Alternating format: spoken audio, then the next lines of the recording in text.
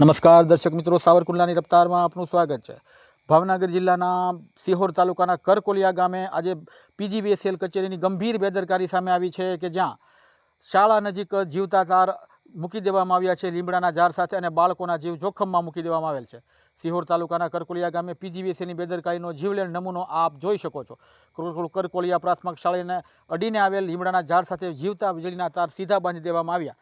શાળાના નિર્દોષ બાળકોમાંથી આ લોકોએ જાણે જીવતું મોત મૂકી દીધું હોય તેવો માહોલ સર્જાયો છે। આ સમગ્ર ઘટનાની જાણ ગઈકાલે રાત્રે થતાં આ જોખમ બાબતે ધ્યાને આવતા અશોકભાઈ મકવાણા, માવજીભાઈ સરવૈયા, રણજીતસિંહ મોરી, સુરેશભાઈ ચૌહાણ, હેમંતભાઈ ડાભી, હિંમતભાઈ જમોર સહિતના આગેવાનોએ રાત્રે 11:30 વાગે તાત્કાલિક સ્થળ પર દોડી ગયા હતા અને પરિસ્થિતિનું નિરીક્ષણ કર્યું હતું અને આ સમગ્ર બાબતે આગેવાનો દ્વારા સોશિયલ મીડિયા મારફત પ્રાંત અધિકારીને જાણ કરી તાત્કાલિક પગલાં ભરવા માટેની માંગણી કરેલ અને રજૂઆત કરેલ।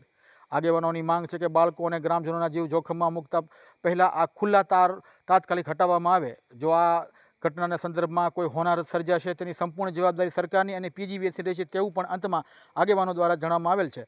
ત્યારે આ જોખમરૂપી આ તારને હટાવવા માટે પીજીવીએસએલ કચેરી તાત્કાલિક યોગ્ય કાર્યવાહી કરે તેવું પણ ગ્રામજનોની લાગણી અને માંગણી છે। Bureau report, Savarkundla રફતાર, Sattar Metar, Sihor.